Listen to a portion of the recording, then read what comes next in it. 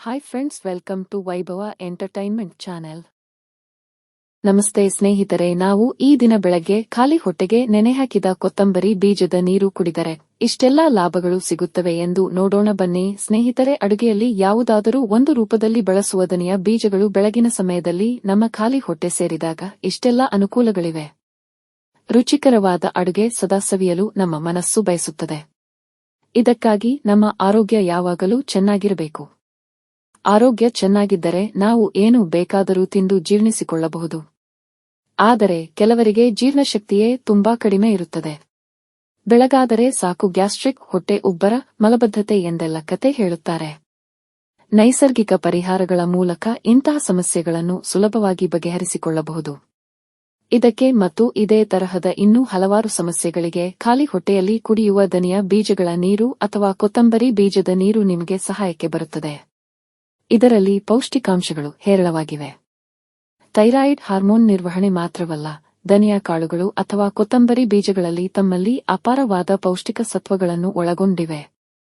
ಇವುಗಳಲ್ಲಿ ಕಬ್ಬಿಣ, ಪೊಟ್ಯಾಷಿಯಂ ಮತ್ತು ಇನ್ನಿತರ ಬಹು ಮುಖ್ಯ ಖನಿಜಾಂಶಗಳು ಅಡಗಿವೆ. ನಾರಿನ ಅಂಶ ಕೂಡ ಇದರಲ್ಲಿ ಹೆಚ್ಚಾಗಿದೆ. ಜೊತೆಗೆ ವಿಟಮಿನ್ ಎ, ವಿಟಮಿನ್ ಸಿ ಮತ್ತು ವಿಟಮಿನ್ ಕೆ ಪ್ರಮಾಣ ಕೂಡ ಇದೆ. ಹಾಗಾಗಿ ಬೆಳಗಿನ ಸಮಯದಲ್ಲಿ ಖಾಲಿ ಹೊಟ್ಟೆಯಲ್ಲಿ ನಮ್ಮ ದೇಹ ಸೇರುವ ಧನಿಯ ನೀರು ಈ ಎಲ್ಲಾ ಪೌಷ್ಟಿಕಾಂಶಗಳನ್ನು ಪರಿಣಾಮಕಾರಿ ಪ್ರಮಾಣದಲ್ಲಿ ನಮಗೆ ಕೊಡುತ್ತದೆ.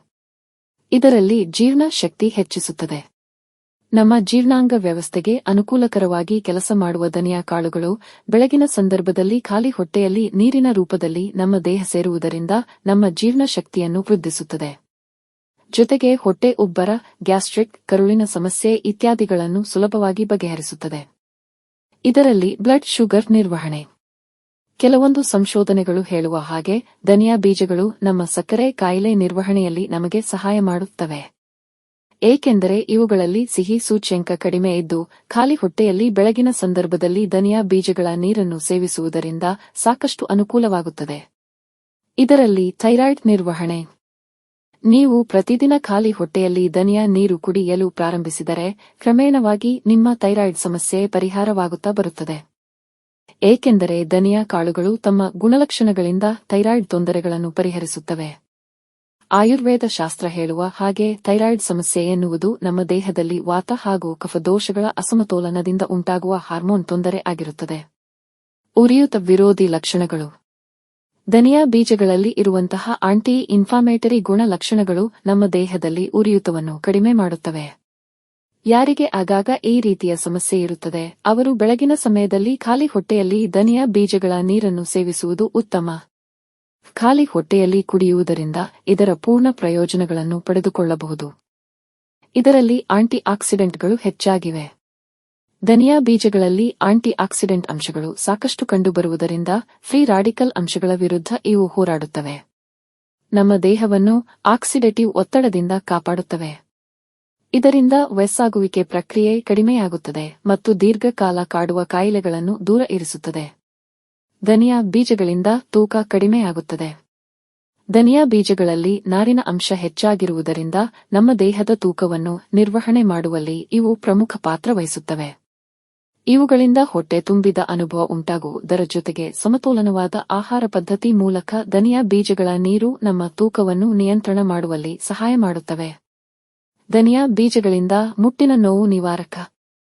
ಧನಿಯ ಬೀಜಗಳು ಮುಟ್ಟಿನ ಸಂದರ್ಭದಲ್ಲಿ ಎದುರಾಗುವ ಅಸ್ವಸ್ಥತೆಯನ್ನು ದೂರ ಮಾಡುವಲ್ಲಿ ಪರಿಣಾಮಕಾರಿಯಾಗಿ ಕೆಲಸ ಮಾಡುತ್ತವೆ. ಮಹಿಳೆಯರು ಕೂಡ ಈ ಸಂದರ್ಭದಲ್ಲಿ ಧನಿಯ ಬೀಜಗಳ ನೀರನ್ನು ಕುಡಿಯುವುದರಿಂದ ಎದುರಾಗುವ ಹೊಟ್ಟೆ ಸೆಳೆತ, ಹೊಟ್ಟೆ ನೋವು ಮತ್ತು ಹೊಟ್ಟೆ ಉಬ್ಬರವನ್ನು ಕಡಿಮೆ ಮಾಡಿಕೊಳ್ಳಬಹುದು. ಧನಿಯ ಬೀಜಗಳಿಂದ ಚರ್ಮದ ಆರೋಗ್ಯಕ್ಕೆ ಬಹಳ ಒಳ್ಳೆಯದು. ಧನಿಯ ಬೀಜಗಳಲ್ಲಿ ಪೌಷ್ಟಿಕಾಂಶಗಳು ಮತ್ತು ಆಂಟಿ ಆಕ್ಸಿಡೆಂಟ್ ಅಂಶಗಳು ಇರುವುದರಿಂದ ಆರೋಗ್ಯಕರವಾದ ಚರ್ಮ ನಿಮ್ಮದಾಗುತ್ತದೆ. ಇದು ವಯಸ್ಸಾಗುವಿಕೆ ಪ್ರಕ್ರಿಯೆಯನ್ನು ತಡೆಗಟ್ಟುವುದು ಮಾತ್ರವಲ್ಲ, ಚರ್ಮದ ಅನೇಕ ಸಮಸ್ಯೆಗಳನ್ನು ಬಗೆಹರಿಸಿ ಚರ್ಮದ ಕಾಂತಿಯನ್ನು ಹೆಚ್ಚಿಸುತ್ತದೆ. ಹಾಗಾಗಿ ಬೆಳಗಿನ ಸಮಯದಲ್ಲಿ ಖಾಲಿ ಹೊಟ್ಟೆಯಲ್ಲಿ ಧನಿಯ ಬೀಜಗಳ ನೀರು ಕುಡಿಯುವವರು ತಮ್ಮ ಸೌಂದರ್ಯವನ್ನು ಸಹ ವೃದ್ಧಿಸಿಕೊಳ್ಳಬಹುದು.